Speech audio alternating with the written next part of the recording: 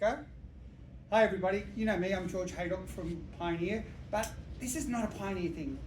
This is a Masonic thing, if I can say, is that my two brothers from the Lodge Federation, that being Dan and Simon, is that, or I should say the Premier Lodge, just to make my worshipful master happy, is that we're excited because they're about to start a new school based on principles from Masonic teachings.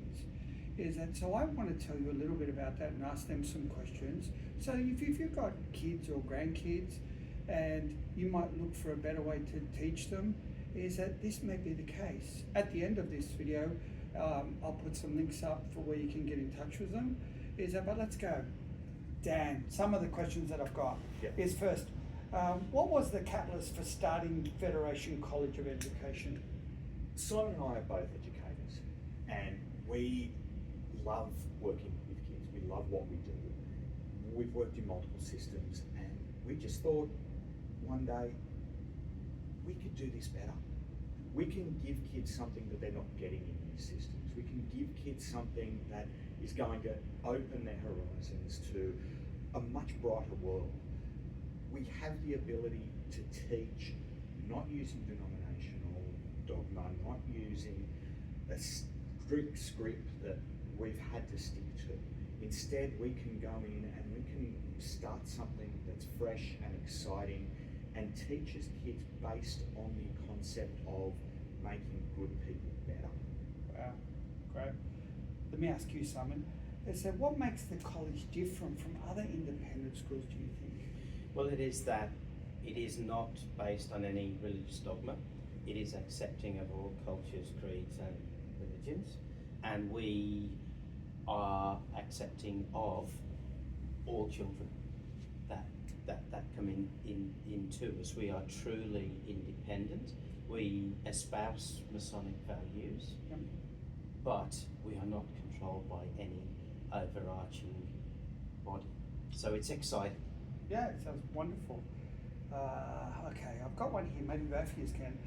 Can you describe your teaching philosophy and how it will inform your approach to students' learning? Yeah. So my teaching philosophy is really based on accepting all students at the level that they're at. So meeting the student at their level. It's about having the student ready to learn when they come into the classroom and having them accepted for what they bring. And it's their educational journey that is important. We're not interested in who's first in the class or who's last in the class. We're interested in their journey, and as Dan said earlier, it's about making good people better. If my kids' journey is to improve from A to B, that's perfect. If another student is to go from A to F, that's fantastic. But it's about them making them the centre of what they need to do. What about you, Dan? A teaching philosophy is a really personal thing, and we want to allow our staff to bring that personal philosophy to their teaching. So we want to make sure that the people that are working for us are passionate educators. Kids can telephone. They can telephone you straight away, and they will struggle to get traction in the classroom. We want our teachers to be authentic. That's what we do. When we go into a classroom, we're authentic. We go into a classroom and we teach the stuff that we love. We teach kids content that we love. And kids, they in turn, they might not love it, but they develop an appreciation for it. They develop a respect for it, and they can understand it that way. It's about passion. It's about love. It's about developing students, like Simon said, where they're at, and making sure that the people that we've got with us feel the same way and have that same basic ethos of we're in this for the kids. We're not in it for the paycheck. Yeah, what a wonderful way. Okay, what strategies do you use to engage students who are, as we can say, reluctant? This is really good for me. I was probably reluctant was a nice way for me. It was a Yeah, we're stupid polite. was more the word that I was using. Look, you know what? It's funny. I was probably one of those kids too, and I look back on it now and I realise that when I was a kid, it was it was ADHD, Yep. and it was the inattentive type, and it was just. Today we have such a better understanding of what it is that kids are going through. Simon is a huge fan of the Berry Street model in terms of engaging students that are suffering trauma, students that are struggling to enter a classroom, students that don't particularly want to be at school. And I think if you ask most kids, none of them want to be there. It's up to us to engage those kids, to again, meet them where they're at. I'm sure Simon will speak more on the trauma-informed learning because it is a real passion area for him. It's at Berry Street, is it? Berry Street So model. yeah, it's a fascinating program. So the premise of it is that a student comes into the classroom and they're ready to learn, and for each student that looks different.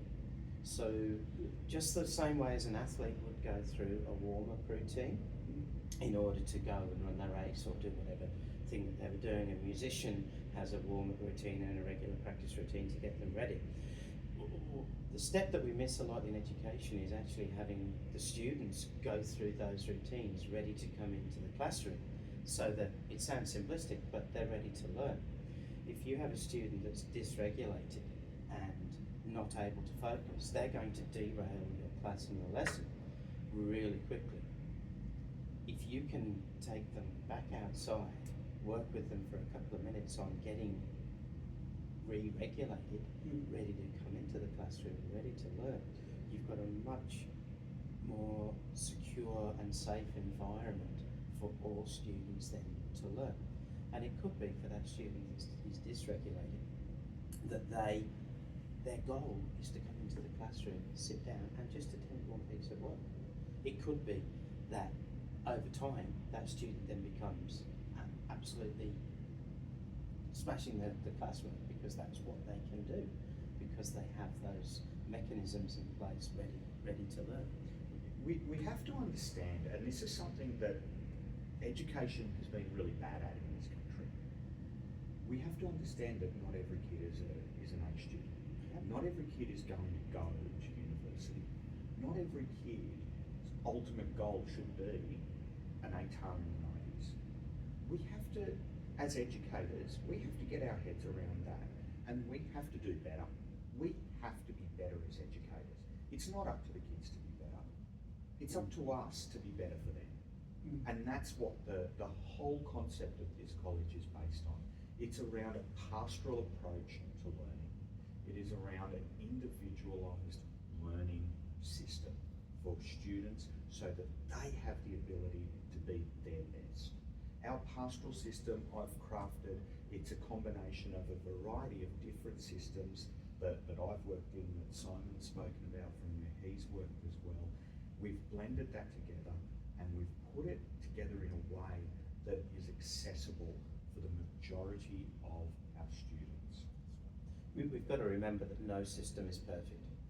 You know, we do our best with what we have, and we work with the individuals to make it right for them. Yeah. You know, I mean, I've worked with both you guys in the lodge and out, and the biggest thing that I find that you guys both bring is enthusiasm, right? And I think, you know what, it doesn't matter what so much that's being delivered. If its delivery technique doesn't have enough push, it's not going to happen. It doesn't have the excitement. That's why I get excited about talking to you about it. Yeah. Is that the level of enthusiasm that comes out on this side is wonderful, and the level of enthusiasm that I'm sure both you guys will be able to transfer to your colleagues and to the students is really such a big difference, you know. So yeah, I think that's wonderful. It's finding the right like-minded people to carry on the vision that we have. And that's where our skills come in picking the people that are right to work in the place. Not everybody's going to be a perfect fit, you know, and that's where we would rather wait for the right people to come along than just employ somebody for the sake of employment. Yeah, and you know, as we said, like, all right, the parts of reluctance, you know, I mean, I kind of think it's, when I was a kid, it was more like you were caught in the darkness still. Yes, and to see who was actually going to bring the light to us, you know. And I think that's really an important thing that you guys deliver, you know. You know. You're right. I think as teachers we are bringers of light. That's something that we do, and you can talk about that in whatever philosophical term you want to speak about. But the reality is, our school's motto is Queris Veritatem, let us seek truth. Yeah. Our job is to shine a light so that our students can seek truth. Mm-hmm. Mm-hmm. We can teach them, they have to learn it. Mm-hmm. But it's up to us to get them to want to learn it. Yes. Yeah. Yeah. I think that's wonderful. Let me have another look here. What have we got? Can you explain more about the Philosophy Foundation on that side? Yeah, so we are based, again, we're not a Masonic school. I think it's really important to set that very clearly. This isn't a Masonic school. It's not a school just for boys. It's not a school just for Masons. So we're not going to teach any special handshakes or that? No. Not even like in lunch break or so? No, of course not. And that being said, as Simon was saying before, we want like-minded people. That doesn't mean that we just want staff that are Masons. Yep. We've got another member of our team already, a lady. She is spectacular at her job. Yep. She's coming on board as our registrar. She is the best at what she does in terms of getting enrolments and working with students. She espouses the values of Masonry without being a Mason. Sure. The values of Masonry are quite universal. Yes. It's about love and making people better. And it's about seeking truth through wisdom, strength, and beauty. Absolutely. And that's what we hope to do. And we hope to do that by looking at the 7 basic principles that underpin classical education. Yep. And those are grammar, rhetoric, music, arithmetic, geography, logic, and what we've termed eudaimonia, which is an Aristotelian term that we're hoping will encompass well-being and flourishing. So by looking directly at the liberal arts and sciences in a way that education used to be guided, we really think that we have the ability to develop and allow students to flourish in a way that they might otherwise get to flourish. Yeah, it sounds like there's a lot more flexibility there, which I guess we all could do with these days to help. Absolutely. Yeah. Again, not every kid is going to be a doctor. Not every kid is going to be a lawyer. Some kids are going to be tradies. Some kids are going to be aircon techs. Some kids are going to be. Not many. No, well, it's not good for your business if they start. Some kids are going to be car salesmen. Some kids are going to be nurses. And every single one of those is right. Yep. Because it's what's right for them. There's like I say, we just have to have a complete rethink about the way that we approach education and the ridiculousness that's placed, the pressure that's placed on the way that we burden kids. I think one of the fundamental differences that we're going to put is in our co-curricular programs. A lot of, well, every independent school has an amazing music program. We'll have that. Every school does musicals, theatrical play. Every school has, tournament of minds, debating, all of that. What we bring, and this is where students will have that fundamental point of difference, is in the other things that we're going to offer within the co-curriculum, which is one of your Dan's passion projects, which is... Absolutely. So my son, who is 3 years and 3 days, he told me this morning, away from being initiated as an entered apprentice, he was very specific on that. I'm 3 years and 3 days away, Dad. Yes, mate, you are, and I'm looking very forward to it. He's a part of a group called the Order of D. Malay. Right. Now, the Order of D. Malay is essentially a group for young men, typically sons, brothers, grandsons of Masons, and it's about teaching them these values. It's about allowing them to understand the beauty of those four virtues, those four cardinal virtues, and how to practice that in your daily life. So what we would love to do is be able to have that within our school and work with the Order of D. Malay here in Australia. And the guys that run the Order of D. Malay are fantastic, and they want so much to be able to grow their order. And What this about- will help them do What that. about the girls? Yes, So I was the going to girls- say that. Yeah. I know the answer. Well, the girls are a little. My girls are a little less into it than my son is, but the girls have a group called the Rainbow Girls. Yep. And that essentially it works very much the same. Much like you've got Scouts and Girl Guides, you've got D. Malay and the Rainbow Girls. So the Rainbow Girls, it's targeted to them in the same way that D. Malay is targeted to the girls. This is not in your list, but I want to ask this. You know, from my point of business, is that I can tell how successful somebody's going to be by how determined or how much, in business it's suffering is the word. But if I could work out where you get to the point where you throw your hand up and say, I can't do this anymore, I want to give up, you lose the resilience, you stop being strong, right? You used a fantastic word there. Yeah. So resilience is one of the things in education that we need to build back into the students and into their mentality. A lot of places these days work on the premise that nobody can fail. Nobody can do this. We're probably a lot different to that in the fact that there's that old saying, you know, you can't make an omelette without breaking an egg. Yes. I'm not suggesting in any way, shape or form that we break the students. However, for them to want to achieve at something, if everybody can just achieve, you all get a gold star just for turning up, it doesn't build resilience. What builds resilience is hard work. We can use a lodge analogy, and we go into work on the floor, and we're all perfect in our cars and in our lounges when we're rehearsing what we have to do. You get out on the floor and your brain goes to mush. The first 5-6 times you do something, possibly that's very true. Over time you get better. And what we do is build into the students that need, that desire to get better. Going back to Dan's initial point, we're making good people better. We don't make them better by telling them that everything that they do is fantastic. We build the strength, and we build that strength into them to cope with failure. Because you as a businessman would know, you know, you're only that instant success after 15 years of trying to be a success, to trying again.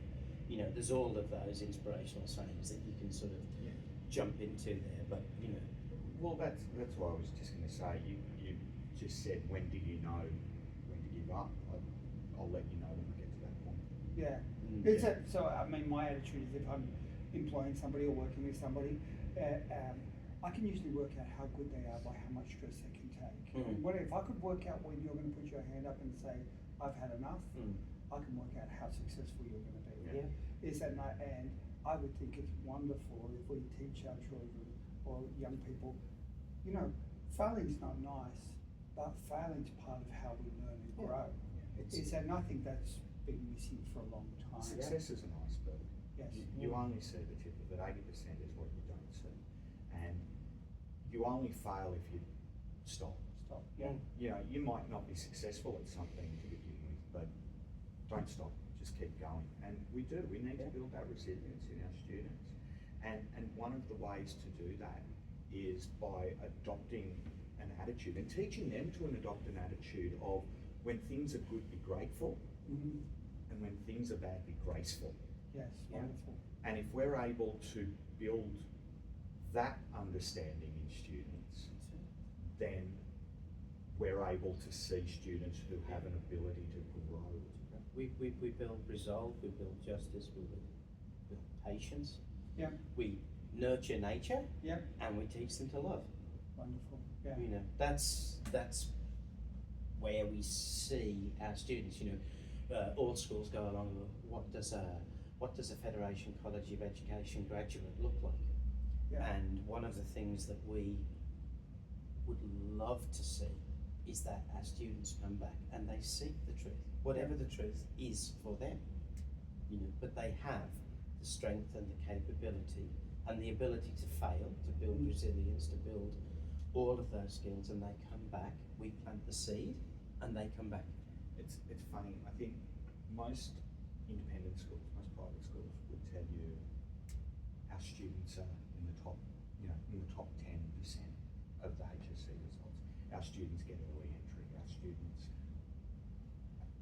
that'd be nice, but I want people to come back and say, that's a Federation College student, he's a good man. I want somebody to come back and say, she's a good woman.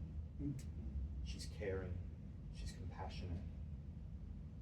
yeah, He's strong, he's resolute, yeah, he's understanding.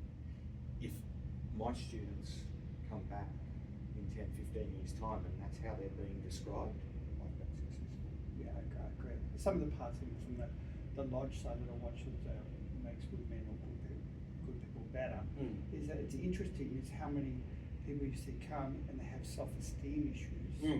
And when we do it correctly, we pump them up.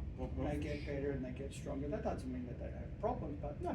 we work on refining. And I believe that's what I Yeah. love the idea about your principles and where you're moving with this school. Yeah. Let me see if I can stay on track a little bit more. Is that all right? Yeah, absolutely. What will be co-curricular opportunities at the college, and how does this make you stand out against other organisations? Well, the co-curricular we just talked about with Dee Malay and Rainbow Girls. Yes. I suppose the thing that we're really keen on is that concept of truth. Yep. And what does truth mean to you? Parents work really hard to give their children opportunities that they may not have had themselves. And one of the things that we're really keen on doing is actually giving the parents that opportunity by being a relatively low fee paying school and having those bursary and scholarship opportunities for people to be able to come to us, plus our payment plan for the school going over. We're working with a company that will allow parents to pay those fees over an extended period of 5 years after their child finishes their education, which in the current economic climate is fantastic. Fantastic, yes. Yeah, so you can spread your fees out over a much longer period and take some of that financial burden off while still being able to give your child possibly the opportunities that you may not have had or you may have had, but you now see the value in this fully independent system that's not overburdened by doctrine or. It's funny you mentioned it, the current economic climate. Somebody said to me the other day, "You're mad starting a school in this current financial climate. Nobody will be able to afford to pay for a private school." Well, actually, people do want to pay for a good education. They're not paying for a private school. They're paying for They're investing in their children's future. How do you get out of the current economic climate you've got? Well, you teach kids better. Bad times create strong people. Strong people create good times. So if we want to get out of what is a pretty bad time at the moment for most people financially and emotionally, then we need to build kids better so that they can bring back the good times. Yeah, you're right. And in these tough times, we're going to see some people who are not that great redevelop and become stronger, and the school does that. I mean, I think I had a discussion with you earlier, Simon, about my attitude about sending my child to my daughter to a nice school. Is that, and the attitude was quite simply, as I explained to her, you know what, you can make lots of money in business, but a bad economic downturn or a recession or a depression or anything like that can take it all away. But they can't take away your education. And you know what? If you're educated and you can make money once, you can make it again. Yep. But it's the skill and the education that you have that are so important, and the mentors in the background that are helping you get there. That's right. Yeah. And it's not just about making money, it's about, again, the resilience to be able to mentally and emotionally survive when bad times hit. Oh yeah. Yeah. And we do have the capacity and the facility to offer bursaries and scholarships as part of the ongoing sort of life of the college. Yeah, we were going to get to that. No, so Yeah. go ahead. Yeah. Tell us more about It's that. almost Simon. like Simon's clairvoyant. I should have seen that coming, right? Yeah, well, yeah. Please, Tell us a little bit don't. more about that. Well, the bursaries and the scholarships that we offer are based on a needs basis. If somebody comes to us and said, we really want our children to come to the school, but we're going to find this difficult, we look at it on a case-by-case basis, and we can tailor things to suit their financial needs. We're also very fortunate to be in the position of having some of our Masonic organisations offering to financially support deserving students as well, which is a really exciting development. Yeah, I think there would be. So what you're saying is that even if you come along and your child starts, and there's an unforeseen problem, the school's very flexible. Very flexible to work with them and provide opportunities there. Yeah, absolutely. Yeah. No, where are we at now? When do When do you anticipate? Yeah, when do you anticipate people being able to start signing up for enrolment at this college? So at the end of this. Let's tell them where it is as well. Oh, okay, we better do that. Yes, I forgot all about that. Yeah, we're located in the CBD of Liverpool, so we are with 4 minutes walk from. 4 minutes walk from the station, and my daughter and her best friend are very keen to let me know that we're a 4-minute walk from the Westfield Food Court as well. Yeah. Wow. So that's very important to them apparently. Yeah. So the kids like that, but the location is just, it's so convenient in the Liverpool CBD. It's the new heart of Sydney, Right. Particularly with the new airport opening and the exciting developments that are going on around there. It's good transport links. Bus, train transport, easy. Absolutely. And we are also hoping to be able to have school transport based at some of the local drop-off and pick-up points for train stations and things like that, so that we can actually drive the students in should that be needed as well. So that's quite an exciting development that we've got with that. And we're going to put up some forms at the bottom of this. Oh yes, yeah, we've got a QR code for. We can't actually take enrolments until we have our New South Wales Education Standards Authority permission to do that, but we can take expressions of interest. Start date will be the end of January 2026, so we're giving people a lot of time to have a look, to get everything in order that we can facilitate their child's education from the start of that 2026 educational year. And look, I get it as well. It's a new school, it's a new venture. Some people might be a little concerned, sort of look at it and go, well, can you offer the sort of opportunities that another school can offer? Yes. There are going to be some classes that we're not going to be able to offer, of course, but we have the flexibility to deliver those by distance education if we need to. We have the flexibility to offer a variety of other subjects in their stead. We also have the flexibility to be able to teach in a way that other schools don't, because we are a new venture, because we are able to to teach based in that broad pedagogical philosophy that we spoke about earlier. And above all of those things, we have the opportunity to teach the whole person. We're interested in teaching the whole person, not just the mind. And it's that approach to possibly that first, second year of university, that tertiary education delivery, certainly in the upper years, 10, 11, 12, giving the students the coping mechanisms to actually be able to deal with a more independent learning style, Yep. which is a skill that actually isn't taught, No. that we know in a lot of other schools. And certainly there's a lot of really good research, and I know of a couple of schools at the moment that have moved towards giving kids in 10, 11 and 12 more time for independent, purpose-driven study, and it's working. It's showing results. It's something that is really, you can't argue with results, you can't argue with data. It works. And there'll be room, as you said, for trade-based, not just university-based, Yeah. as they get older. Absolutely. And there's some room from that, so we get that, So that'll be good. How to get in contact with you guys?